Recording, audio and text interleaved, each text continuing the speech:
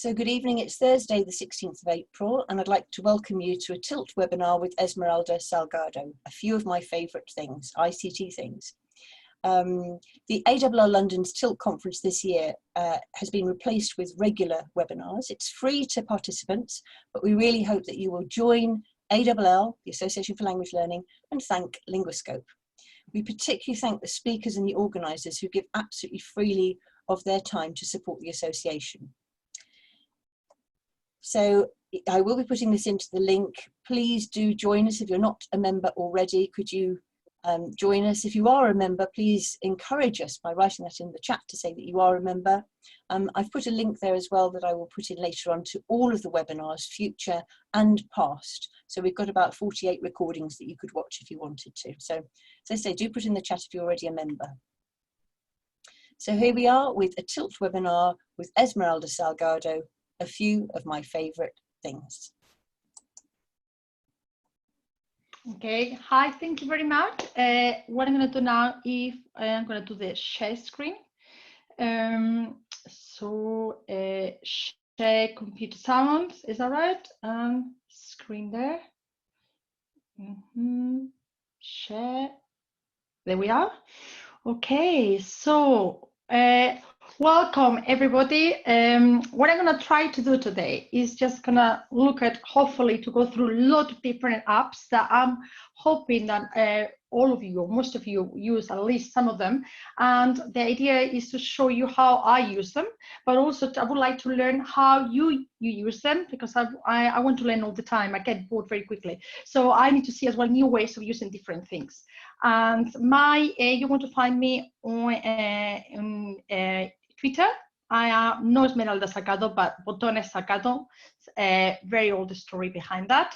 And I do have a YouTube channel that where I created a lot of different videos. I'm completely new to all these new things of videos. I started doing them about 3-4 weeks ago with all this lockdown, and it's been like a huge revelation for me. So you want to follow the videos, they may be useful for Spanish teachers in particular, or a little bit of inspiration for other people. I teach in Cambridgeshire. I teach, of course, Spanish. So all my examples will be done in Spanish, but they can be obviously adapted to any language. So let's start then. Please use the chat with any questions and ideas and collaboration. Right, first of all, I just want to show you, as you can see, I have not used PowerPoint or anything like that. What I tried to use is basically OneNote, and lovely Jane Parsnet did really 2 very good sessions on OneNote. She's the expert. There are a lot of really 2 very good videos in it. But this is basically, I just wanted to show you how the applications I'm gonna show you today can be embedded into OneNote, and how in the normal day lessons, and about 99% of them can actually be used in distance learning, which I think is quite good. First, I want to show you a little bit my page. I use OneNote 2010 because in my school we do have Microsoft 365, which means we do have OneNote for free, and we use Teams. The way I am teaching at the moment, before the holidays, and I will continue to do it from Monday, it's going to be a little bit asynchronously, meaning that I'm going to touch base with the students with Teams for 5-10 minutes, and then all the work will be here in OneNote. I've done in the collaborative thing for my students something like this, which is a sign in and chat. This is a collaborative area in here, so the kids sign in here. I thought it was quite good. Although your school may have a system for signing in, I thought that was a quite good idea to know who is in the lesson and who is not. So the idea is that they have basically a day for, I've got a page for every day, and the children sign in. I do have a OneNote for every class. And then what I've created, then I have this is the content library, and this is basically all my lessons. And what I've done is that I picked up now here lessons for all year groups, but all I've created basically a lesson for every single day. Okay, I've gone about 2 weeks, and the idea is I'm going to distribute these lessons to the kids, and the kids work through the lessons by themselves, which I think it is quite so just to take off the pressure of me. In the content library, I think that's quite important to put things that I know the kids are going to be using. Sorry, there was something a little noise, like a memrise and a page basically with all our links.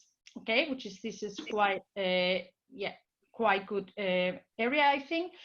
So the kids straight away have all the memorized courses for all the topics we've done. They do have direct links to LanguageNet, and this is language we do use. We do have another area for knowledge organizers. So this is an example of my year 9.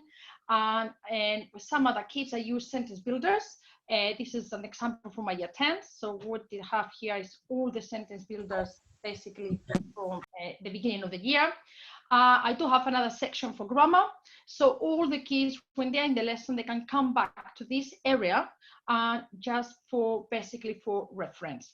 Arantxa Lorente, she's not a pupil. She's one of my colleagues who is basically has accepted to be my pupil today. And this is for the kids, the area of the kids. So they do have their own sentence builder here. So what I've done is that I copy the sentence builders, so I have distributed the sentence builders from here to every single student. And every night, what I do is I distribute the lesson that they're going to be needing to do the following day into their classwork. So the kids will have this into their own area, and then they can work on. And this is basically the way I've been working on. Then I open Teams, and in Teams, I am just there in the chat in case they get stuck or they need any help. But I am not teaching live with Teams because we need to keep on our timetable, and I thought it would be far too much work. So I'm only doing Teams proper online teaching like we're doing now with the year 12, sharing my screen. So that's basically a little bit the context where all this comes on. And what can we use this then with all these things? Well, I'm going to start first. Well, I got quite a lot of things there to come on. First thing I want to talk a little bit on how I use it. Two very simple classics, Quizlet and Memrise. This is my own Quizlet site. I do have a Quizlet for year 10 in particular. I do have a button set, and they need a lot of repetition. So the way I use Quizlet, of course, is for the kids to learn vocab. I think it's great because they can practice they can become independent. Their prep is done through is learning the vocab. They do the test, then we come back to the lesson, we do the test, etc. Great to use in the classroom. But I also use it to introduce vocabulary, like a little bit like this. I would open my little flashcards, and instead of using all the times the flashcards that I would use in PowerPoint, what I do sometimes is I introduce the vocabulary like this. So I go full screen. Once I created my thing, I will tend jugar al rugby. At the moment you can hear it in a school. I actually turn off the volume for this because I like repeating it myself, and I just repeat the vocabulary. They repeat after me, the normal thing that we normally do. After a little bit of doing going through the vocab, to ski, okay, to do skating, so obviously Hacer patinaje. like this, it would be in Spanish. We go to ride a horse, over it. Montar a caballo. And then what I do that the kids actually like is that I go then very quickly. Yes, they could. I go. Montar a caballo. Do it actually. I change it. to ride a horse, and then I go very quickly. I start going firstly slowly. Puede ser la leche. it can be awesome. And the kids then, they have to say it as quicker than the actual flashcard. So then it comes like this. Juego al ajedrez. Hacer caída libre. Me ayuda a relajarme. Jugué al ajedrez. There is no sound when I do it with the kids, and the kids, they need to translate it for me as quickly as possible. Sometimes what I do as well, sometimes what I do as well is that Hacer I stop deporte, it there. ejercicio. Okay, that is the sentence. Remember, with Quizlet, I can change. So they need to say it in Spanish. To do and then they need to tell me a sport/exercise. sentence. Sometimes I do this with a whiteboard. So all different ways. Then I can spend about 20 minutes doing this basically in the lesson. Very, very, very effective. Another exercise I do just with the flashcards is tennis, table tennis. So what we do is that we go to the next one, and then I divide the class into teams. Team 1 need to translate it, and then it goes to team B. Then translate it, then to team A again. Then it goes I have always wanted to do it. I have been swimming for 3 months. Again, to play hockey. They cannot say quick enough. Okay, they lose a point. We break up the chain. We come back to team A, and that's a little bit, yes, tennis, the normal tennis player, the tennis game, but that works actually quite well. What I like as well about Quizlet is that they can actually, as you're using it, you're familiar with it, you can also have the, you go back, you do have the option now of live. In the past, I used to use live, but used to be in teams. And now the good thing is they're changing now. When you do live, you just say create, and now there's also individuals, and this works a little bit like I heard you say select very quickly how you're going to practice it in English or in Spanish. It doesn't really matter, wherever you want to practice, and say select, press select.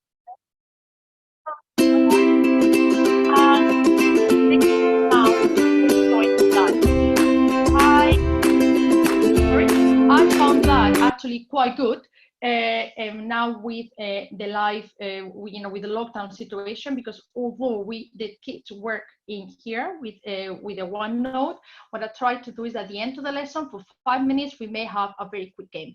I tried it just before the holidays and actually worked out quite well. So I gave the kids the join in. I put the join number here in OneNote, and everybody joined in, and we just had a little bit of a game. So it's a little bit of easy, nice way of, from my point of view, of keeping in touch with the kids in this funny situation.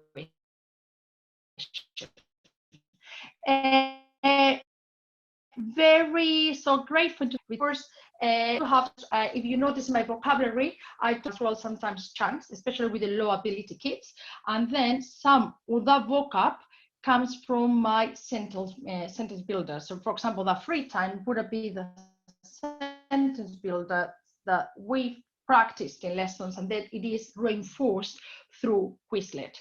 What I like about Quizlet is that the kids get very good at it and very used to it, and then they start creating their own Quizlet, which I think is great for independent learning as well.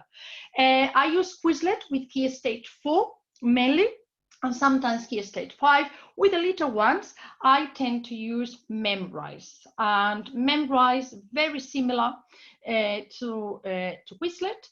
You can create your own version as well. I just want to show you an example how in my own OneNote they have all the Memrise courses. The reason why I prefer Memrise with the little ones is because when they practice, they do have the little names here, and they have obviously the points, so you can see who is first, and every 2 or 3 weeks we give awards in the lesson, so that we can see when we do vocab learning, every single piece of vocab that I do with my year 9s, my year 7s, and my year 8s, basically Key Stage 3, I create a course on Memrise. And the motivation is fantastic. They never used to learn the vocab before, but they do learn it now because they want to be first in this little leaderboard. I use sometimes, again, when you use Memrise, very similar to Quizlet, I think Quizlet is more for all the kids. That's my own opinion, but equally good.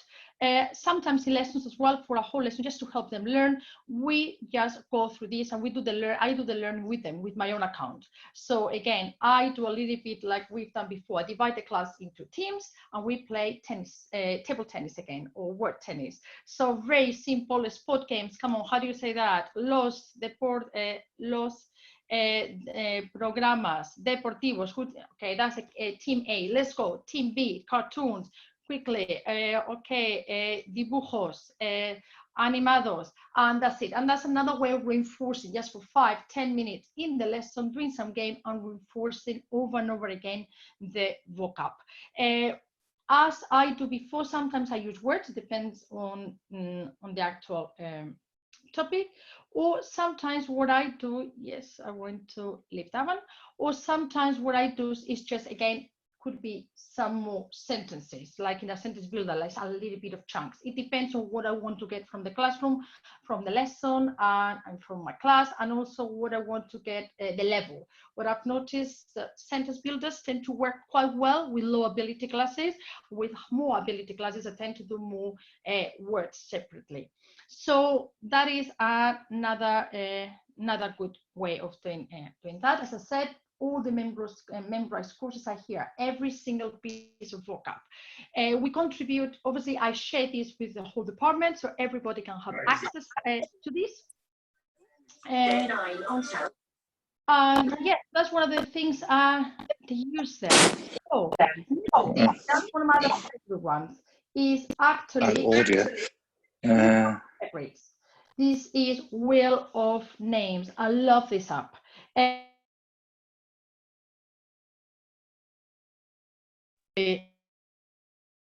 Okay, but great again for gamification. What we're doing basically, what I try to do, this is my style, what I try to do in lessons is to make the learning a little bit as fun and a little bit like a game, or as much as possible. So allows me, we start with the sentence builders, we start with the knowledge organizers, and how we can practice all the vocab and retrieve it over and over again using all different types of activities. And Wheel of Names is a very good one to do so. So this is how it works then. You open lovely Wheel of Names, and it looks like this. You don't need even to log in to start with. You can just have very simple. You just go to new and you create your own new basically game. It's supposed to be just for names, but the way I use it is with my vocab basically. Then you write there your vocab. It could be verbs. Okay, it could be so it could be infinitive, it could be the vocabulary that you want to. Brilliant. Then you have all different options in here, okay, to make it look the way that you want to. You want to change the color, you want to change a thing, so you play with it and make it a little bit the way you like it. Okay, so something, I don't know, I'm just making something new word, something like Burger King, for example. You can also change, okay, how do you want the spin to go, the different spin, the time even. You want it for 10 seconds, 20 seconds, whatever you want to, you say okay. And then this is the beauty of the moment, obviously there's only one, so say ir, hacer, por ejemplo, ver. Very simple, 3 verbs. And what you can do afterwards, if you want, then you can save it. If you want to save it, it will ask you then to log on. And the good thing is you can log on using your Google account, which I find really good. Once you save it, it means that you can come back to your Wheel of Frames as to your range of resources as many times as you want to. And this is how I use it. I do have my ones there. And I have, for example, I can open present the food. That's for my year 9. This is what I prepared actually for the lockdown, one of my little ones. If you can see, they are actually sentences, okay? And what I like doing this, and I think Vincent Everest does the same thing, I like now is splitting the screen, okay? So what I do now is I come here, I do have a link. Later on, I can give you how to split the screen. But what I do now is that I do this. I split the screen. My Google, you can split it in 4 times, and you can split it in 4 wheels on each screen. For normally I just like it with 2, but you can have it. Yeah, 4 works quite well as well. Now you got this, so you come here, and so you go to Wheelofnames again, and you need to come here again. You're gonna open, and what I'm gonna do now, instead of the food, I'm gonna go for reasons why. So I'm gonna open that one. And now I have 2 really screens here. If I was in a lesson, what I would do is I would screen one, we screen the other one, it's like a game, and we get all like excited there. We come back with 2 sentences now.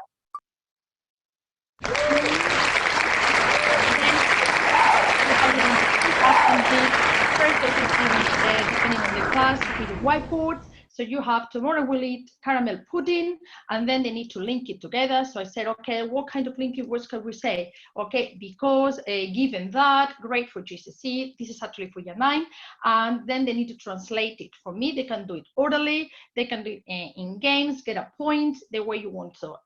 So once you finish, normally what I do is I always remove one of the sentences here. I leave the reasons there, and then we keep, we do it again. We do it again, and every time you get fewer and fewer sentences. So suddenly you can spend, well, I've spent sometimes a whole lesson just doing this.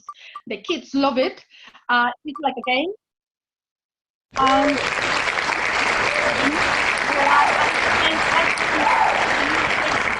Because given that, it makes me feel good. We can, you do it orally, you do it in writing, whiteboards up, all the way, all the way through. So the kids actually love this. What I really like, the fact that you can split the screen. As I said, I'll give you the link if you don't know how to do that in Google, because it's a quite good one to know. I'm sorry, yes, I want to make this big again. Now, how can you use this in the lockdown? Of course, you can use this with Teams, and you can share your screen, and you can do it with the kids. That's absolutely fine. But what I wanted to make it a little bit less stressful for me. So this is what I came up with. What I did is I did a screencasting of this. And so this is what I've done with it. This is a lesson, actually, this is my lesson for the 6th of May. And the kids, this is from year 9, the kids come to OneNote. They need to do first a little bit of memorized vocab, and after doing the memorized vocab, they are going to do some translation from me. But in order to make it a little bit more savvy, rather than just giving them a worksheet with the translation, we're going to do it with the wheels. So this is basically how it looks like. What I've done is I basically did a screencasting of which I just showed you. So I showed you that I used Loom to this particular one, and then I downloaded it into my YouTube channel. So the kids, what they do is that they listen. I explain to them. What we're going to be doing today is actually practice. What you can do is, after you do this, you can try to do it orally. But I would like to see you work in writing, because then I can go to your OneNote page and I can actually mark it for you and see, well, you can mark it yourself as well with my feedback, but I would like to see basically it's really up to you. Okay, so let's start. You'll see in a minute what I mean. So remember, I eat, como. Okay, and I have breakfast, desayuno. So they don't get bored. This is the sentence. And then what I like doing here, because this is a video, the kids have got now the sentence. I still repeat it for them. Okay, so this is your sentence. Tomorrow we'll eat a cheeseburger. You're going to link it together by saying, because it makes me feel good. So write this down in Spanish in your OneNote. Press pause now to do it so. And the answer is... the idea is now they come here. I created a template with all my videos. So the kids, because where I started, this is like I've been a very quick, a very, very steep learning curve. Because when I started in the first week and I did the videos, some of the kids were lost. Where shall I write it, miss? Where shall I write is, oh my God, okay, let's write a little bit of a frame. So now the kids would write this, mañana, I cannot be bothered at 48 years, sorry about that. My Spanish, I can show you, is good. Comeré, they will write it, blah, blah, blah. And then what I like about this, and that's why I like the videos a lot in this lockdown, they can actually now check themselves if it's right or not, although I can check it for them as well. Mañana comeré una hamburguesa de queso porque me hace sentir I don't know bien. if that makes sense. So that basically the kids, we are having 15 because there are 15 basically places here. They're doing 15 practices, 15 translation. They're also doing listening because I repeat it. They can check their work afterwards. So I think it's a winner. That was the lesson. And before that, they learned the vocab because I was the year 9. I used the memorize. So all the vocab and we had quite a lot of few lessons before that as well. It wasn't just the first lesson on the topic. But this gives you a little bit of idea what you can do with Wheelofnames. Instead of sentences, as I have done, you can have something like verbs, and then you can have tenses. So you can have a verb, and one will, another will, you can have the present tense, the future, the perfect tense. You can have 6, the subjunctive, and the kids need to conjugate the verb in the tense and in the person that the other will tells them, and then they need to put it in a sentence. Then they can do it in writing, they can do orally. It's very, very good as well for spontaneity. Gives you a lot of really good, a lot of possibilities with something really simple.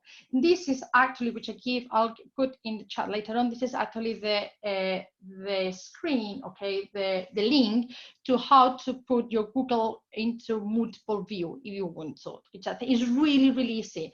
And it's fantastic, I think, for languages to be able to show two screens at the same time. Right, so that was Wheelofnames. Let's go to the next one. Next one I really, really love. I've become a really big fan. It's been learning apps. Started using learning apps last year through an Erasmus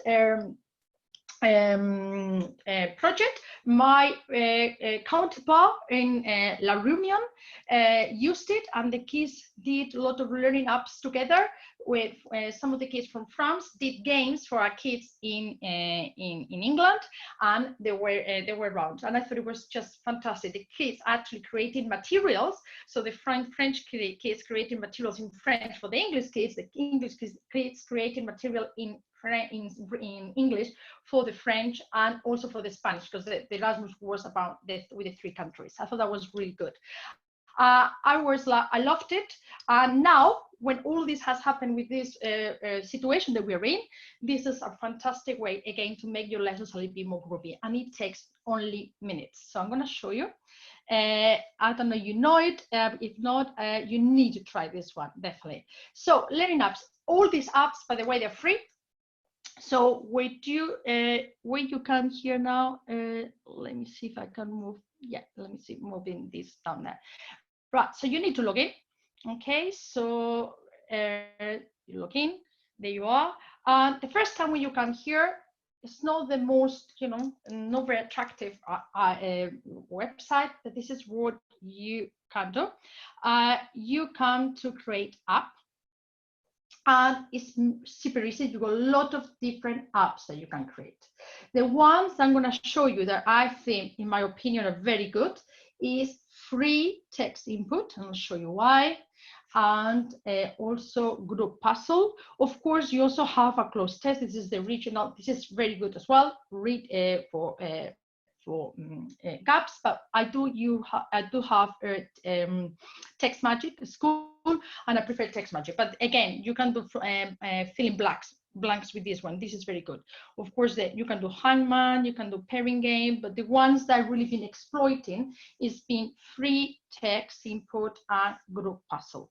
And I'm going to show you how you do it. Well, I can show you very quickly because it's so easy, but then I'll show you the final product. When you open, this is what I like about it. It gives you examples. Sometimes the examples are very weird because they're all around Europe, but that's basically to give you an idea on what the application will look like. Okay, basically when it's done. So this is how I get inspired. I look at it, look at how the people is like, okay, how can I apply this for languages? Okay, and then straight away, okay, so it could be dates, it could be anything like that. 1371. Pictures in there, and once you are happy with it, you just go create your new app, and it's very simple. It's super easy how you create your app. really easy. Okay, and I can show you later on exactly how I did every single one, but this is very simple. It takes 10 minutes, and the final product is this. So what I'm going to show you two of them. One of them is actually, I'm going to do one with listening. This is with a free open thing. Okay, so what they've done here is that the kids, I've recorded my voice. You also have audio to speech to text, which I think is fantastic, but you can record your voice. You want to make it more personal. And this is just a matching. This is a listening exercise. Again, on the topic of free time. So this is all things I've done for the lockdown. And what happens is that the kids listen to it. Veo películas en Netflix. Text, and then they need to say which one it is. I watch, you know, yeah, and actually that would be with that one there. So then I've created very similar ones. So they need to distinguish between I watch or I watched. So I created, some of them are very simple. Some of them are very easy, very more tricky, and they really need to listen to it. And they go there, they basically match them, and they keep on matching them. And at the end, basically, they just go and they can check it. Okay, so if this one is all done, they tell them, they get basically if it's right, if it's correct, if it's not correct. What you have at the end, how do you share this? You have a web link here. I always share this one because it would go into full screen and it looks bigger. So when I create it, like now, a lot of different things, it's much better if it's the whole screen. Or you can embed it and you can have a QR code. This is quite important. One of the things I'm going to explain as well is, if we do have time, is how to do a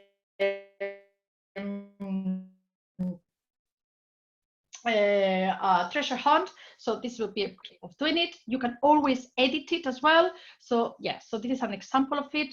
Another one with a free text that you can do is, which I really like, is translation. So what I have now is basically they need to translate it, and you can have help, and my help is the initials. So in my free time and mi tiempo libre, and these are the same sentences that they would have practiced with the Quizlet, they would have practiced with Memrise if it's their year 9s, they would have practiced with the Wheelofnames, they would have done it in so many ways that at the end these kids end up learning that stuff, and they end up passing the GCSEs, which is what we want. And yeah, so they translate it, okay, and at the end they just press if it's right or not. And another one that is very cool, I'm going to show you is this one. This one I haven't done it yet. What they have here, this is a picture below. They need to say which verbs are in which tense.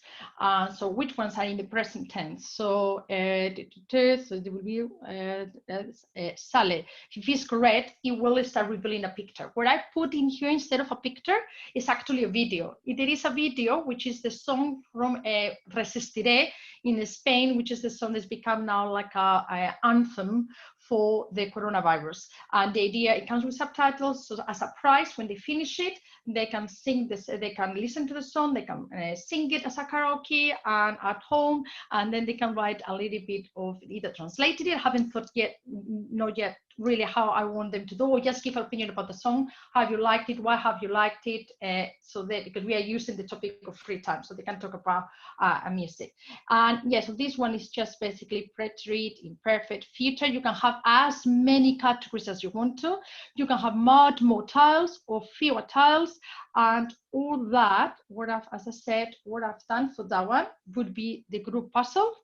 And for the other one was the free text input. So it's a lot of practice there. The way I do this in a lesson, I actually practiced, we did this, this is before the lockdown actually, it was the last lesson I did with them. The kids, this is the lesson, we were in the language lab. I wanted to try to see how, if they could do this on their own for my 9. So the kids just click on it, because I just shared, and I shared the full view for them. They come here, they do it, and they can get feedback at the end, and they click on it. If they get it wrong twice, it will come with a question mark, and then they give them the solution. So they don't always get frustrated. I always get it wrong, and I don't know why. So I think this is very good solution, free, which I think is brilliant. and to make very good interactive personalized games. So that's a really good one. Let's continue. The next one, Mentimeter. I don't know if you heard about Mentimeter. Joe Dale is the person who introduced me and my department to Mentimeter. It was last year when he did an inset day on a Saturday for us. And I really loved it. I really liked it. And I'm gonna, again, this is free. There is a pro that you can pay for. Again, great for retrieval practice. There's another way of doing gamification, and good for immediate feedback. And I'll show you a little bit how it is. Mentimeter basically is an application that what it does, you need to log in as well. You can do it with Google, which is brilliant. What it does, it is a audience response app, meaning that you show something to an audience and the audience responds with you and you get immediate feedback. So I thought, great, my audience will be my lesson. Okay, fantastic. And what I like about it is in the situation that we are in, it behaves a little bit like a HUD. So this is something you would need to do live, otherwise it wouldn't work. But it would work quite well, like Quizizz live at the end of a lesson, at the beginning as a starter, 5 minutes, and carry on. This is what it looks like. You can, in my previous one, I think I went too quickly. You just go new presentation. I put a test one where I put some ideas from previous ones I've done. And you can add as many slides as you want to. Then first thing you need to do is type. When it says type, it's not really type of question. It's really, I think this is quite misleading. It's type of response that you want from the audience, your class. So you want your class to give you a word cloud. You go for that one, which is my first one. If you want your class to give you an open-ending answer, you go for this one. It will look like that. If you want your class to be just a question and answer, that would be like I've done here. Like, for example, I give them, I will do, translate this for me. The kids, the answers will come here. And this is very quick for formative assessment. So you can see basically where the kids are going. So I'll show you in a minute yeah, how this could, I don't think I got one on the, okay, I got one, yes. Once you choose in your one and work on the open-ended for longer writing from the kids, you can choose an image, and then the way I do this, I do this a lot with my low ability kids, with a button set, ¿qué hay en la foto? So before they do it orally, they got the opportunity to do it in writing in the phones, before, and then we do it orally, practicing in pairs. How do the kids respond to this? It is a little bit like a HUD. You come here, you go to present, and what happens is that the kids will have either their phone or their tablet, or they need to bring basically their own device. The kids go here and they use this code. So the kids will be able to see this, but this is my question, verbs that, escribe verbos, write verbs about holidays in the past tense. And the kids will start creating verbs and it will start creating a lovely cloud, word cloud. The more the words like, for example, probably tomar el sol, to sunbathe would be very common. So that would be really big, like in a normal word cloud. So I think that, yes, that's very good. It gives a little bit of fun, a little bit of brainstorming. Then you go to your next slide. In here as well, which is quite good, if you come here, you can say how long the kids have got to write your answer. So you can give, I just want 10 minutes, or I just want 1 minute feedback, whatever you want, whatever your class, so you know they don't get tired. So you choose the time that the kids can actually be giving answers. Then you go up, talk to me about your, okay, so yes, some people are doing it right down there. Háblame de las vacaciones. So they should, this is an open-ended question, remember. So the idea is here, háblame de las vacaciones, someone here, or they can be writing is like a paragraph. So we're expecting here, what would you say? You will in an exam give a paragraph, the best paragraph that you can about your holidays, using high impact expressions, using, yeah, and then they get very quickly. And then what I tell the kids is to write the names Okay, so I can see some audience, which is brilliant, is practicing. This is what it would look like with the class. We go to another one there. So this is Kaya la photo. That's another open-ended. So this is the photo. I let them to look at it for a few minutes. Obviously, this is a very good photo. I just picked one up randomly, but you can copy one from the natural photo card from the exams. Then you can hide the image to give a space, just because then you can see what the kids have written. I would just say it, so you can tell them that is very good. What does that mean? Well done, Annie. That's fantastic. How can I make it a little bit better? Can you write more for it? How can we make that sentence a little bit longer? Come on, longer. I want it to be a bit better interaction. And it's that kind of game the kids actually really like. Going to the next one. This is a question and answer. This is really simple. Translate that for me. I will do. This is very good for verbs. I do this for the verbs. Or another way to use those sentence builders that we're doing with Quizlet. But instead with Quizlet, we are recycling the same thing again, but now we're doing it with Mentimeter. So that's it. And then obviously it will, as people start answering, starts going up. Okay, as I said, normally my lesson, what I tell the kids, if I want to know who's done it, is I tell them, can you please write your name or your initials, and I know who the person is. How can you do this now in the current situation with Teams? You're using Teams, you're using Zoom. I wouldn't use it for a whole lesson, but for 5-10 minutes, it gives me, okay, let's do a little bit of practice all together. And now, guys, you are on your, carry on doing the other activities on your own. That's basically how I'm planning to do it. So that's Mentimeter, right? Wow, I think there is so much to go through. The other one is Padlet. I love Padlet. Padlet, I think probably you'll be using everybody. I don't know how many people don't use Padlet. Great. Padlet is a collaborative tool. You do have the collaboration work here, and I saw lovely Sandra a few weeks ago how she used the collaboration area here really well, but I am a fan of Padlet and I prefer Padlet. So when I want to do something collaboratively, like for example we did in this lesson, I said to the kids, write about your favorite series, but rather than do it in collaboration area or here, I want everybody to collaborate into this Padlet. And this is how I use, this is how I use Padlet. Sorry, just become a little bit funny. Right, let's make it a little bit smaller. Right, so that's it. So this is how I use it. This is my Padlet area. Should open here, right? You can, this is free, but if it's free, you only can have 3. I think now you can have more if you want, because of the current situation. If you want to do more than 3 or 4, either you delete them and work on them, or you pay the pro. What we've done is that we pay the pro for the department, and everybody in the department can use it. Okay, so this is how I use it with my year 9s. So this is the year 9s thing. What the kids did is the thing was, and I have not really marked this, it was like 10 minutes in the lesson. Please write down your favorite program, okay? Something, year 9, something that you can remember about your favorite program. Some of them wrote more than others, as you can see, okay? And this is really simple because the kids just need to come here, they write, but what I love about Padlet is that you can also introduce a link, you can introduce your voice, you can do a video. So I've done this as well for oral work.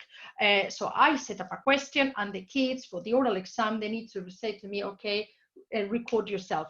And it could be everybody in the same one. However, my year 11s didn't like it. So what they did is that every single child created a Padlet, and then they did it over the summer. And it was just like a way of making sure that they were basically practicing the oral. Another one that I use a lot is for revision. My kids really love this one. So what I've done with Padlet, and I can show you again at the end how you create a Padlet, is really, really easy. You can choose different formats, but you can see I like this one, okay? This is the brick wall one. I got this one, this idea actually from Tilt, 3 years ago from Kerry, I think it was, that she had done something similar for German. I thought this is fantastic. So I've been doing this and the kids absolutely love it.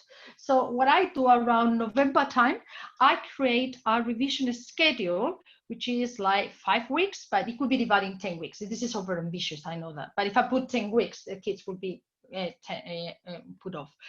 It's telling them what to do on every week, what theme to work on, and it's telling you day 1 you're going to do some revision vocabulary. You're going to use Vocab Express. We don't use Vocab Express anymore, okay? So this is you know, for the current year 11 is the last year we're using Vocab Express, because I now use Quizlet. I think I prefer it. Then you're going to do this from your translation booklet. So we do have a translation booklet that we created in the department for them, and this is a direct link that they can go to it. To this in the middle, I put them a little bit of videos with advice from bloggers, just to keep them motivated. Day 2, okay, you're going to keep on learning the vocab. Then more translation. Day 3, you're going to do this, but then you're also going to do a translation here, and you're going to working on your oral questions. So it's telling them basically what to do on every single day, and then at the end you can, you know, you're going to do the specimen papers, and that takes them the link to the specimen papers on our on Farfly, which is our school intranet.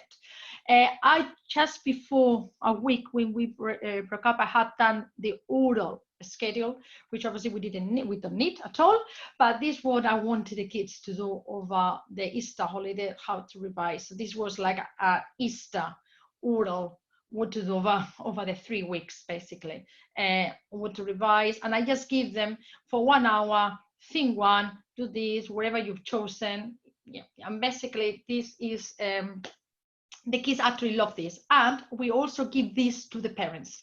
So the parents, and we put this in a QR code, because this is the beauty of it. Once you do it, you can share it, so you can copy the link, you can embed it. So we embed it as well onto our Farfly, or you can get a QR code. So and then what we did is that we got the QR codes and we put them in stickers, and we just gave it to, you know, to the kids. So everybody, when they left for the revision, they actually had their revision schedule with them. And I gave this already for the mocks, so they were getting used to. And another way I love using Padlet, obviously the other apps, they're more for retrieval practice. Padlet is more now for proper production. This is when the kids are ready to speak and they're ready to you know, to write longer sentences. Another way I like using it, this is for international work. So this actually, you can see a student's name here, and we're allowed to do so because this is a students that participated in Erasmus, and this basically is being published by Erasmus, so we got the permission from the parents. So what is this? This is basically another Padlet, but the kids did the Padlet, because they can have 3 for free. Every kid did a Padlet from, and this is a diary from France, La Réunion, and Spain. And what it did is that this French student wrote in English, you know, what they did every day, some pictures, and then the English student wrote it in French. So little Ben wrote everything. Aujourd'hui, septembre dernier, and the things that they've done. So this is one of the things, yeah, we've been. So that's very good for collaborative work among different countries, because when you set up the Padlet, anyone with a link can actually collaborate into it. And this is basically what we did here. This is another part of another activity from Erasmus. This is our Erasmus logo from our project, and the kids had to decide, this is one of the first activities, who am I? Some of them did a presentation, and again, I'm entitled to show this because this is work from Erasmus, and it's been already published on the web. And so all the different kids, and they could just respond to them, likes, you know, they were introducing themselves using yeah, Padlet. And then we put all these later on onto our eTwinning, or and then it was one of the activities that we did with eTwinning and Erasmus. Another thing that with this as well, you do an Erasmus project, Padlet is fantastic to put like a little bit of a journey of all the things that you do with a project. You can put, this is our project, so what everything that we did on every month, with the photographs, because once you put this, you can put, remember, you can put links, you can put videos from YouTube, embeds photographs. So that was a great way to basically to go to Erasmus, to European Commission, and just say, this is, look, a very, you know, some videos, you can take it off, things that actually we did during the whole project from all of the months. So this is, yeah, very good I think, from that point of view. Moving, so that was Padlet. Next one, I need to mention Flipgrid. Flipgrid, fantastic. I'm using quite a lot of Flipgrid now as well. What I like about Flipgrid is videos. I think it was one of the first TIL webinars. I think it was Jen, I don't remember, Lisa, who actually talked in a lot of detail about Flipgrid, but this is how I use it. Flipgrid basically is to create videos.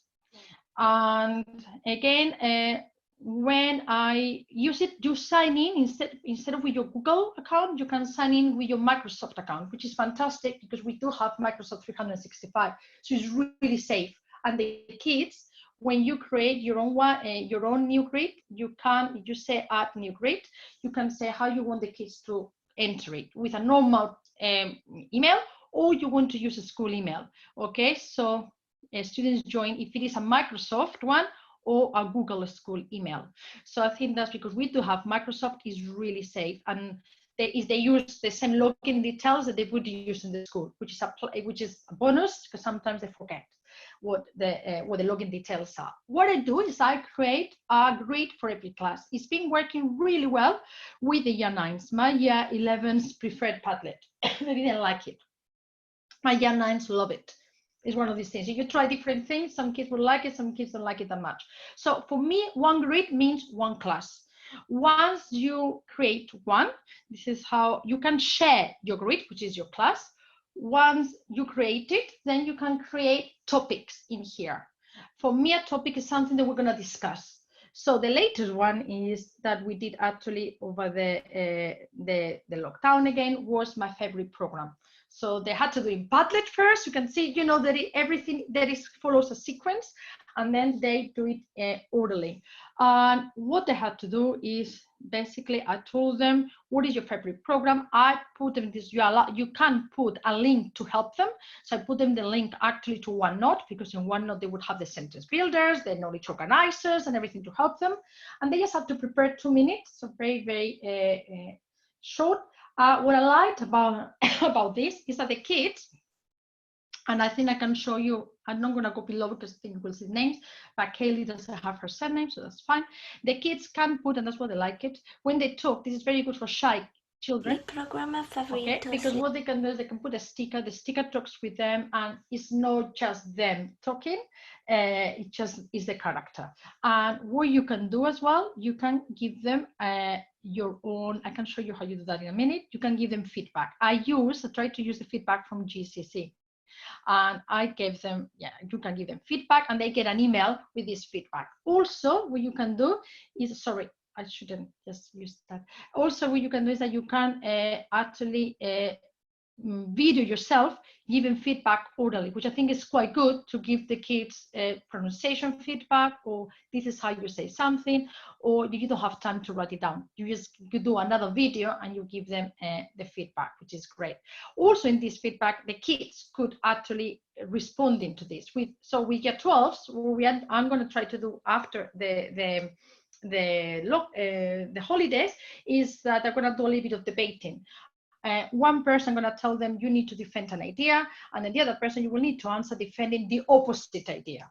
So rather than me responding to the video, the kids can respond to the video saying, I don't agree with you. And this is how I want to do it with year 12. I'm thinking of doing it with the internet, the benefits, the dangers of internet. I support internet because I don't support it because blah, blah. So that's quite good. You can listen to it. Se llama Britain's Got Talent. And this is just 2 minutes, but you can set up to 10 minutes. So you can tell them when you prepare your activity how long you want it to be. What you can do, once you create it, you go backwards. Once you create your little thread. So for me, remember, a grid for me is a class. And within the class, you are topics, which are threads. You go to in here, then you can say when you create it, and then you can also, as I said, edit it, how long you want your recording to be. You can do up to 10 minutes. This is the prompt. and this is what's quite good. What I've created here is the video. Yes, I want them to edit it, to put anything in there. There is a section here. Yes, if you don't want the kids to respond to each other because you don't trust them or whatever, you click this off and nobody can say a video. That means you cannot give feedback either.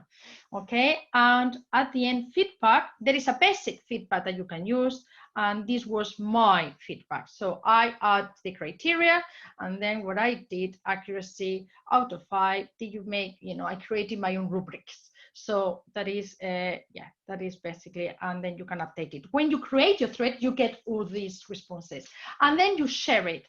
And the way it looks from the point of view of the child is basically it. This is what I did. Okay, so this is my lesson. Good news about OneNote is actually OneNote supports Flipgrid. So when you put it there, the little grid there, the link automatically creates it into embeds it, which I think is quite good. So what it does is create your 2-minute presentation. The kids come here. I don't like writing there, but so they can come. This is what it looks from the point of view of the kids. The kids would log in into with Microsoft. Okay, so they would add their own thing. Yeah, and this is what the kids would see. This and this, what the kids would do now is that they would just go clear, like a little bit like Padlet, and when they want, okay, obviously at the moment I cannot do it because I'm already being recorded. The camera cannot record to things, but normally what you would get here at the moment is the camera, and what you have, you got a new feature that Joe Dale was telling me last on Monday, I think it was, which is you can have a whiteboard, which means that, especially to give feedback, you actually can say, right, you made a mistake in this verb. Remember, this is how you do the verbs. This is your infinitive, and you can have a little whiteboard in as part of your feedback. And this is basically what the children get. And I think is quite, yes, quite good. Right, so this is Flipgrid. More things which I can show you. Quizizz. You know Quizizz. We need to do some kind of feedback. We need to get some kind of, you know, assessment from the kids. I think Quizizz is fine. It's fantastic. Why? Because I just started looking into it, and what I discovered is that before you could only create you only could create one with multiple choice, but now you can do this, which I thought it was very good with Quizizz. You got now more choices. You can have a multiple choice, which is like a hood, which is fine, but for me, I like hardcore thing. Or you can have checkbox, which is like multiple choice, but I love these two things. One is fill in the blank. It means now I can do a test where I can write verbs. I went, and they just can now. This is the answer would be free. There is no alternative. You save it. You create the test. The kids do it. But what I love now is this, that you can also have media. You can record your voice. So what you can do is that you can have audio up to 10. So what I've done, I'll show you what you can do now. I got really excited about it. Actually, they can practice the oral exam because I can ask them a question like, what do you do about your holidays? And for those kids that need a little bit of practice with the oral, they can actually practice writing the question before they do oral work. I don't know if that makes sense. Once you create your quizzes, your little quiz, you know, when you find your quiz, so this is like a draft. I've been doing a few tests. You got two. Okay, let's try that one. You got two options basically. I want to do as quickly as possible. This is the oral practice I was talking about. This is what I like. You got two options now. One is to play live, so you could say, "This is my," you know, you can tell the kids you're gonna have a test, and at the beginning of the lesson, I'm gonna give you play live. It behaves like Mentimeter and Kahoot, where the kids will get basically a code to join in, and you can give them 10 minutes. It is part of your test, and then the kids at their own pace do it. That's different with Kahoot. Kahoot, everybody has to do it. Here they do it at their own pace, and if you create classes here, you can get the results, but I'm not interested in doing that. It's just like a way of doing it. Or what I like is this, that you can do it, you can have it as practice. So you do as practice, okay? then you share the practice link. Okay, you can put it in Google Classroom straight away, or you just copy the link. Okay, and then you end up with something like this, which I really like, which I got really excited about. This is the practice thing that I'm doing. They cannot do it, even if they want to, they cannot do flashcards. What I did is I created an open-ended one. So this is an open-ended type of test. The kids have it's a practice, it's not real. ¿Qué peligros y ventajas tienen las redes sociales? So what the kids now is an open-ended question. So it means the kids now need to write, they go 3, I think I gave them 3 minutes, and they need to, oh, this is my answer. What would I say if I was asked that question? So they just write something, imagine it's this, submit, and go question 2. ¿Cómo usaste Internet la semana pasada? Okay, so again, the kids do it, and this is only 5 questions. This is my bottom set, so if they can do this, it goes to the next question. So I don't know you can ¿Cuál es tu red social favorita? this is a practice ¿Y one, por qué? it's not, they can do it as many times as they want to. So this is the whole idea. It's not a test. It's a practice to put them a little bit under pressure, like I did with the Mentimeter. So in the lesson, this is how it did work, or it's gonna work, because I'm gonna be on the 22nd of April. This is the lesson, just to give you the idea on OneNote. So the lesson is the kids you need to learn the questions on technology. To learn that, first of all, test yourself, create your own flashcards with Quizlet. They've already written the questions. They got them in writing somewhere in OneNote. So I want you to put them in Quizlet and practice in Quizlet. When, after you use Quizlet, do the quizzes. The quizzes is what I just showed you. So they're gonna do a little bit under pressure, and they're gonna write their answers after they've been doing whatever time they need it in Quizlet. And then finally, this is just using OneNote with the insert. This is my voice. It's the same questions as I used, as you can see. ¿Qué aplicaciones usas con Internet? Sorry about the music there, because my daughter was watching. ¿Qué, My daughter was watching Frozen. ¿Qué aplicaciones usas? Sorry. And then ¿Qué aplicaciones usas con Internet? And then what they need to do now is they will need to, rather than writing, they've done the Quizlet, they've done the quizzes. In quizzes, they've been doing writing, and now expect them somehow, okay, they can now come to insert, and in insert, they can go to audio, they put the audio here, and now they tell me what I would say, even if it's very short. What is your answer for question 1?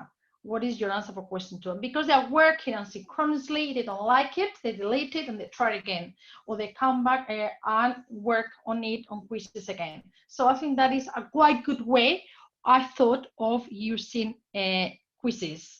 Yeah, another way that you have for assessment is obviously Microsoft.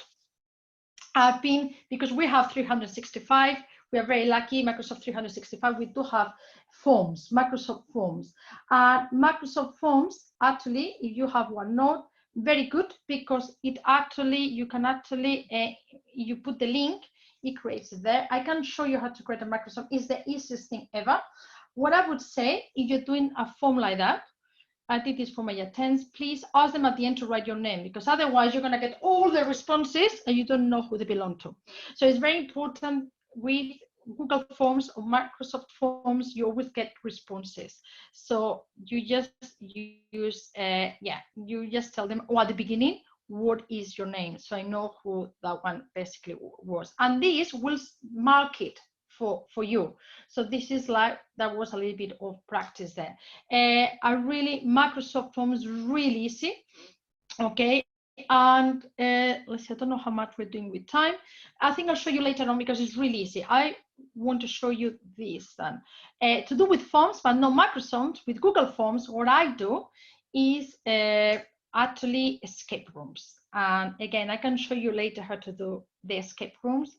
I love it. And I'll show you how I do this. Well, first I'm going to give you the activity. This is the activity. This is an activity I'm planning for the 3rd of May. The activity, it was not very exciting. They had to do reading. So this is my year 9. We are with the topic of food, as you noticed there, and they have to do some reading. So they're gonna come here and they're gonna do their reading practice. Okay, there are more pages there. They need to do 4 pages. I think it's gonna take them 2 lessons to do. Okay, so I was thinking, how can I make this a little bit spice it up?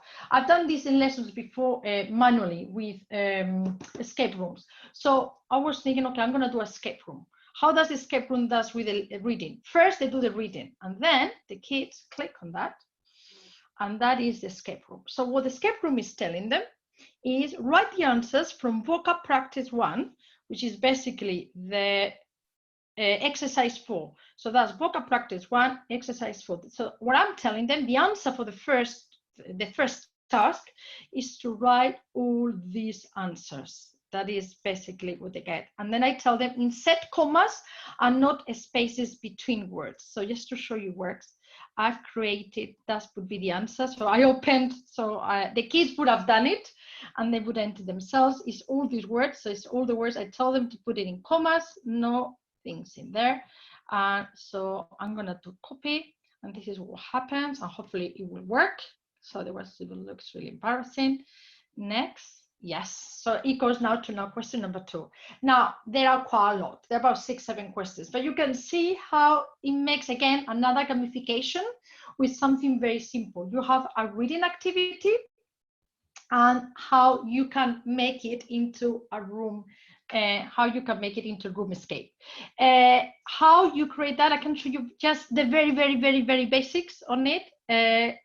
It's much a little bit more technical, I think, that Google Forms. Basically, you need to have a Google account. When you go to your Google account, you do have forms. So, Docs. So you open Docs in Google accounts, and in Docs on the left side, you go Forms. And what you're gonna do, you can, well, this is other ones I created, but you go to a blank one. I'm just gonna show you very quickly how to do this because it's really easy. So your title is gonna be Escape Room, right? And then you're gonna write your question is, my question that I wrote there from the reading, but it could be, again, I don't know why I'm saying that all the time. I want it to be a short answer. That's very important. You need to press now, required, okay? And you got these 3 dots there, very important. And you're gonna say response validation. Now you're gonna say that's gonna be a text. And now the text, you're gonna give the answer. It's gonna be free, so must contain. And then you're gonna give an error test. I mean, if they get it right, they're gonna say lo siento, which means I'm sorry, it's not, it's not correct. In here, if you want, you can add an image, which is why I put my padlock. So if you want that, really simple, you go to Google image and you say padlock. I always put padlocks in here because I love it. It makes it more realistic. Okay, so you can go that. I can go to insert. Hopefully, yeah, it is there. It will be a massive picture now. So what I'm gonna do now is that I'm gonna make it smaller because I don't want it to be that big. That's it. And that's gonna be my first question. Now this is the important bit. The next thing you need to do is not add question. This is where people make mistakes that they cannot do it. You need to go to next add section. So you go now to section 2. You ignore the title. You're not gonna have a title. This is also important. After section 1, you need to say, go to section 2. And now you go another question. That would be your question 2. And that could be the end of your quiz. So what you can have now is now, let's see, imagine you have a lot of different questions. This is your last one.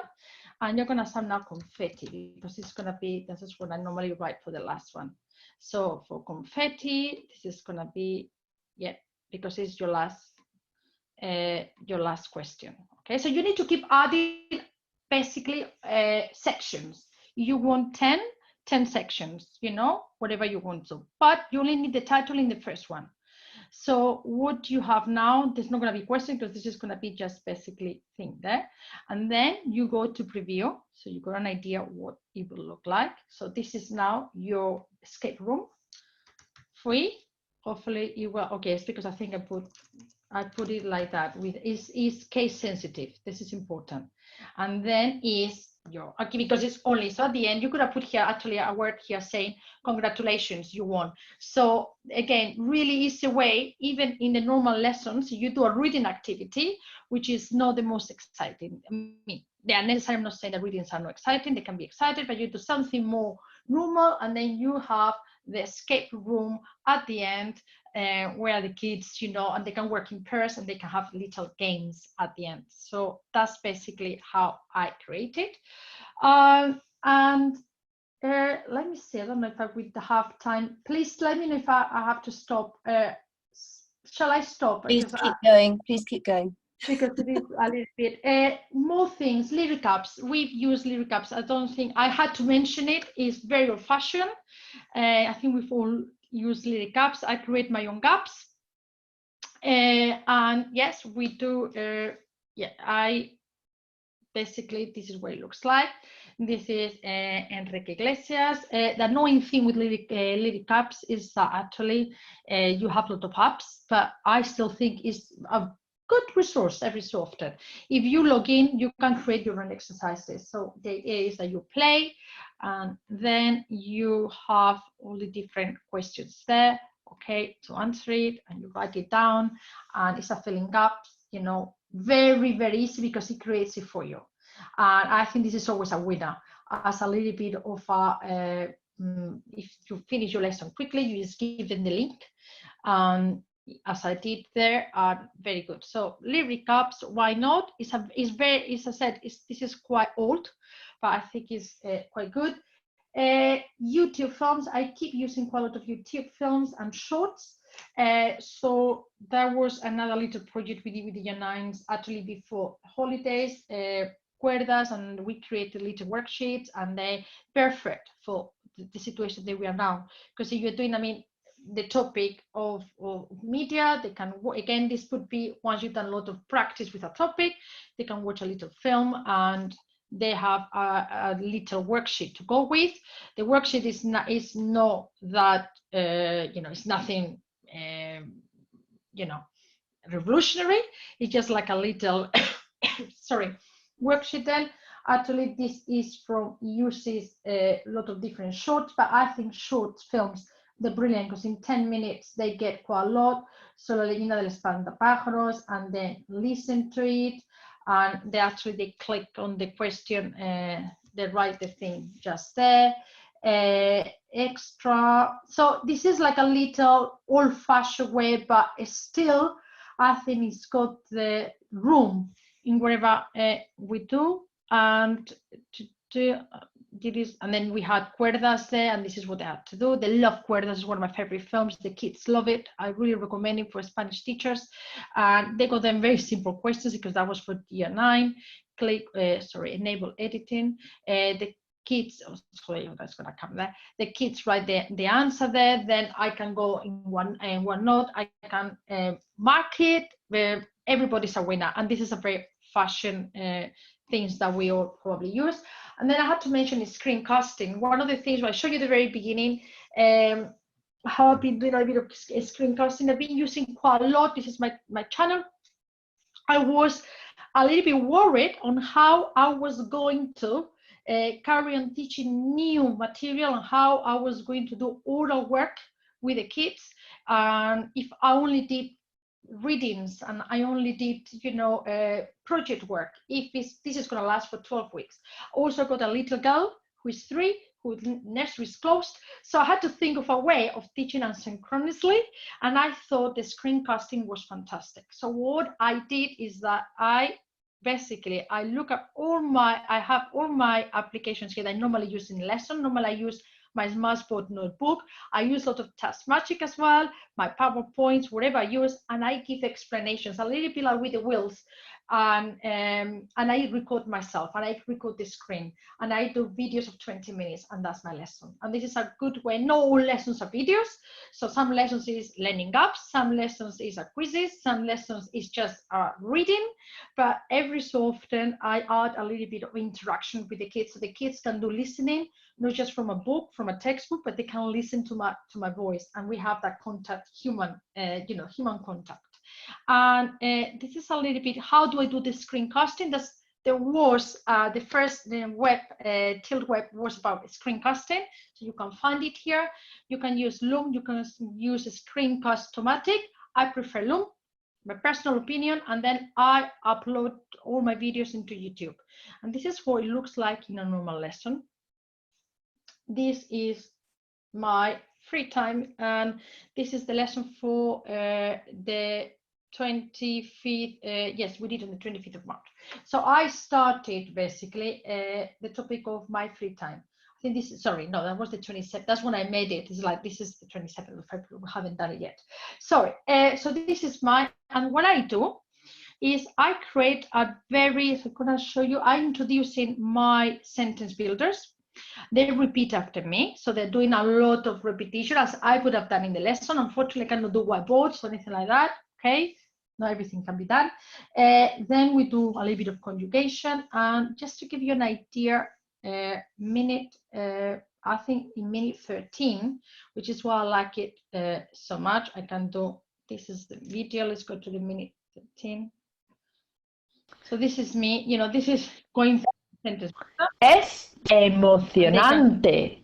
Es apasionante. Go now and repeat. Es apasionante. So they listen to it, and then that would go with the Quizlet to learn it. Basically, we go to minute 13. Let's see, right, somewhere there. Instrumento. Porque me ayuda a olvidar los problemas del colegio. Okay, make sure you wrote that in English. I will check. So that was a little bit of work.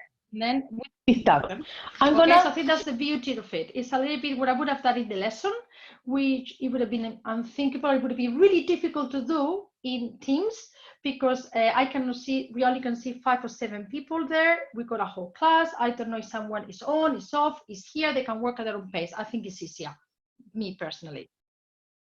Dictate to you en español, basically like we've done now, pero instead of doing it with sentences, okay, the way we're going to do it, it's going to be basically with a paragraph. So you're going to just write, it's a dictation. I don't want you to write the English. I want you to write exactly the Spanish as you hear. As we've done before, you may want backwards. You know, I know that. Para matar el rato. The kids now can go backwards. They can go for, you know, not forwards, but they can read para matar el rato. So they would write their answers here, which I can then check. So they got the template. A menudo suelo escuchar música o usar las redes sociales. Yeah. So they just go, and then at the end, what I like, quedar con amigos y permite relajarme. So then what I'm doing now is I go through it, and they can actually en mi habitación y me ayuda a olvidar los problemas del it's great colegio. Because they are revising the vocab. They're now doing reading because they're reading with me. They've done a dictation. Okay. Sin embargo, lo que menos me gusta es que te engancha y puede ser peligroso. Si tuviera la oportunidad, me gustaría hacer caída libre, pero tengo miedo.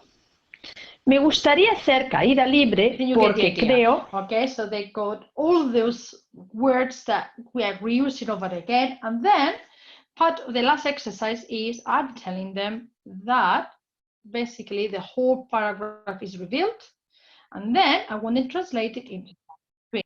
You can leave the screen like that. You can have a screenshot, okay, where you translate that into That's English. the last okay. activity. So basically now they can have it like that in mi tiempo libre, and they can then write it down here. And because then OneNote, remember, they can take the video in here and they can move it, so they can actually put the video down there to make it, you know, the kids can do that, so they can that, and they can have now that in there, and they can en mi tiempo libre, in my free time.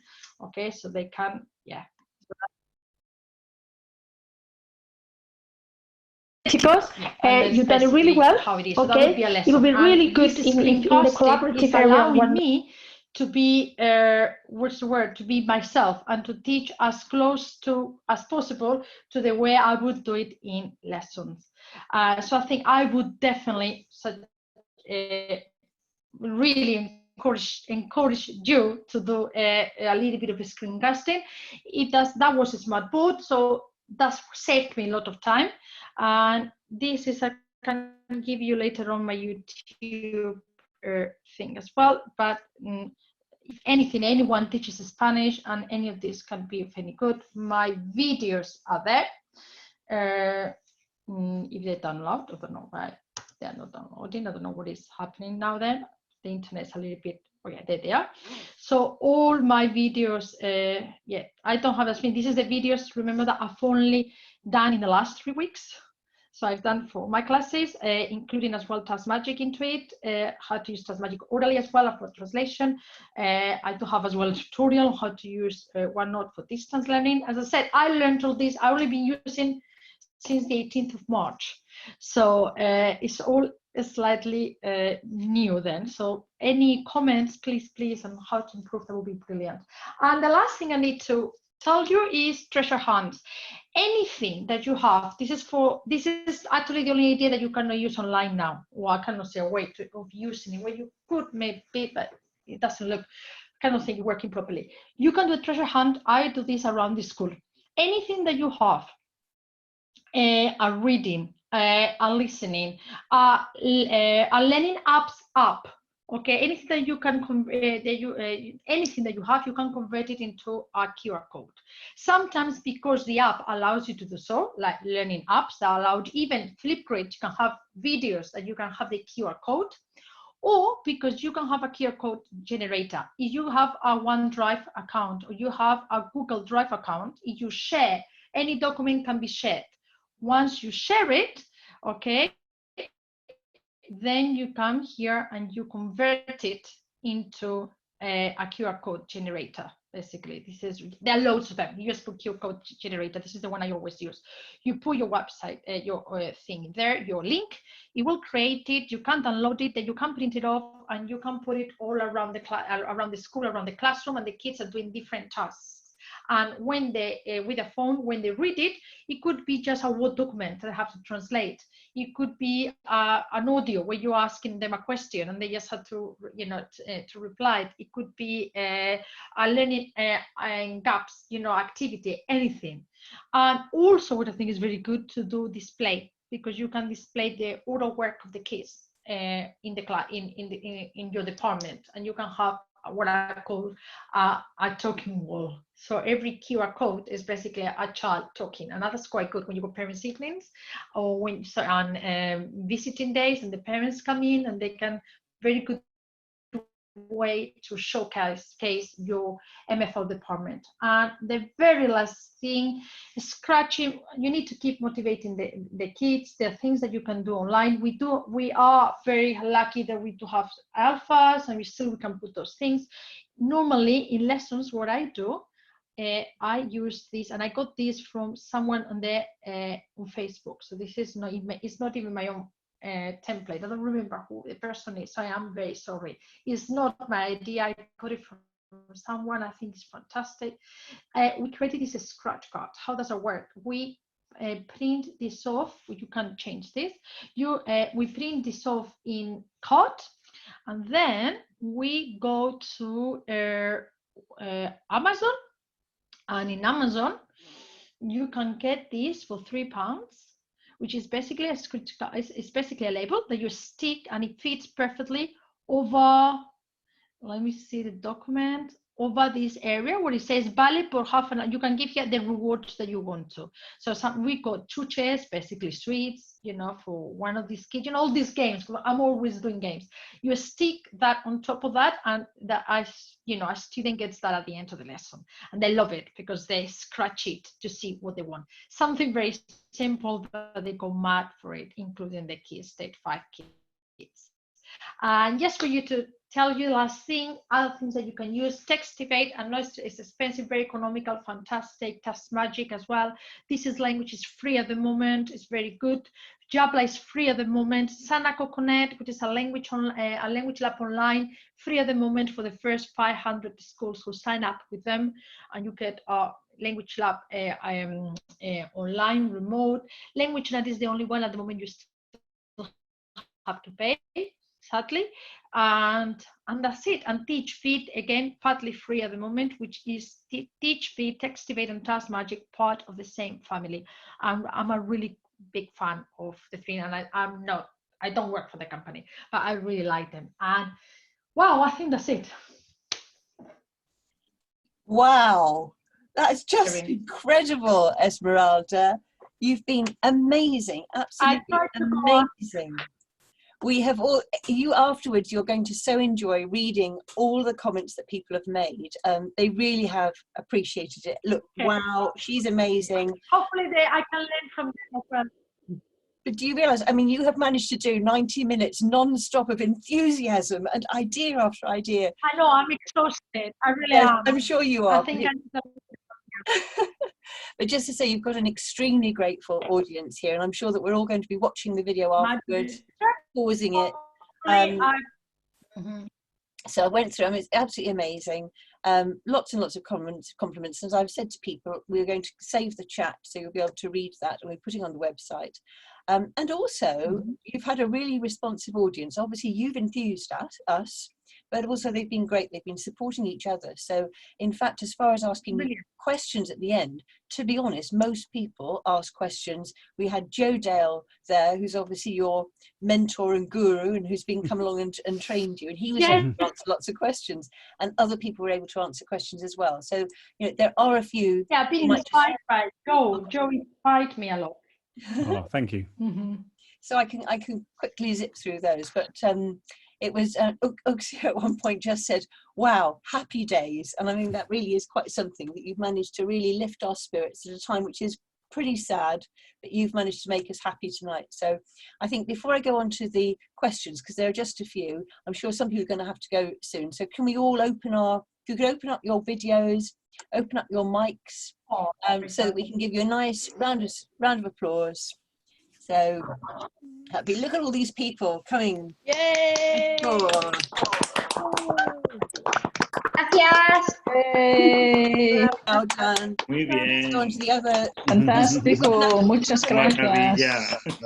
Muchas gracias. Phenomenal.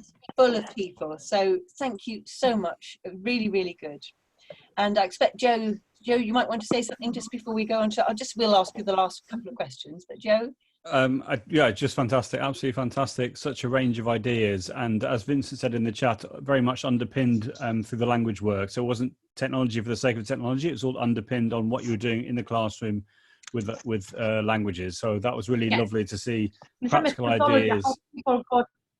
Exactly. Yeah, no, it's great. Yeah, and the chat was amazing, and I was trying my best to keep up with everything and answer as many questions as possible. You did brilliantly, Joe. You really do. I mean, I always say this, you know, right at the beginning and at the end as well. Thank you to you for bringing this community together and for everything that you did there as well. So no problem. Really, really great. Thank you so much. I mean, you know, shall I just quickly say? Well, I'm very happy, you know, that you could. I mean, there was a couple of questions. Just, if I just take, there are 4 because most were answered. Melanie asked that when you were doing the language app, can all the pupils work on the same app at the same time? Does that make sense as a question? Yes, they can. Everyone does. I used it with a class of 20 and they did. Christina asked about Mentimeter. What you showed us, was that the free version or the paid version? Yes. It is. It's a free version. Free version, good. Padlet, can that be embedded in a OneNote, or is it a link? No, apparently not. I tried. It's not supported by OneNote. So you need to put unfortunately, you need to put the link. Okay. It cannot be embedded. All right. I'm losing the connection now for some reason. All right. Can you hear me? So, yeah, I see it. It's just for some reason, I don't know. Quizizz. You've got too many windows open. That could be, just absolutely right. I think that I need that's very good. With Quizizz, Ramesh said, can you upload questions in bulk through Excel spreadsheet? Not that I'm aware of, but it could be. I don't know. Not that I'm aware of, but it doesn't mean that you can't. This is I just been using it just my own question, so I don't know. I cannot answer. And then there was one more question, which I think was answered by Joe, where Elizabeth said, can you set up an escape room with Microsoft Forms rather than Google? And I think, Joe, you then gave us a link so that we could see what can be done. There's a really good... I tried, Joe. Oh, sorry. There's a really good chap in... That would be fantastic, because I tried to find my way. Yeah, there's a really good chap up in Falkirk whose name is Malcolm Wilson, whose Twitter I can find his Twitter handle, and he's a great person to contact about anything to do with Microsoft. Yes, it's Clag Anak, which is probably a Scottish word. So I'll just put it in the chat. Clag. And while you're doing that, could you just smile and open your videos, just because I'm taking a screenshot of this, all right? So while we're listening to Joe attentively. Okay, where are we? There we are. Yeah, so Clag Anak, his real name is Malcolm Wilson. He works for Falkirk County Council, and he's a great person to ask about Microsoft Forms and escape rooms. So I put in the link I put in the chat is from him, but he's a great. I know he's written other blog posts describing how to put together an escape room or choose your own adventure activity using Microsoft Forms, using bridging, which is, I think, what you were showing with the sections. It's referred to as bridging. Yeah. Yes. Yeah. I try to do it myself with Forms, just because I'm using Microsoft 365, so it makes more sense. But I couldn't find a way to do it as well or as intuitive as it was with Google Forms. So I'm doing tests with Microsoft and the escape rooms with Google Forms. But if there is a way of doing it, that would be fantastic, because that's the one that I'm using at school anyway. It's brilliant. Fantastic. Now, because when I looked at it, Esmeralda, you had your eyes closed when I took the picture. Please, can I take another picture of everybody? I'm going to go 1, 2, 3, and you all smile, please. 1, 2, 3. Ah, you look lovely in that one. And then I'll do the next page as well. That's page 1, and now page 2 again. Once more. 1, 2, 3. Oh, Joe, you got in on both pages. Oh, well, I'm omnipresent. You're omnipresent, omniscient, everything. Yeah. Omnipotent, possibly. Okay. Right. So I shall stop the recording now. Thank you ever so much to you. Okay. And everyone's getting another round of applause before I stop the. Okay, thank you. I've also put the name of a lady in the chat as well from Ireland. She's a Spanish native who teaches in Ireland, called Miss G. Enrique. Yeah. And she's a Microsoft innovative teacher, and she would know. In fact, I'm sure she's written blog posts as well about escape rooms and Microsoft tools. But she's very knowledgeable about anything to do with Microsoft and Office 365. In fact, I'd love her to do a webinar as well. Miss G. Enrique. Brilliant, Enrique. Yeah. Good. Do you mean to give you, or have you got, the link for splitting the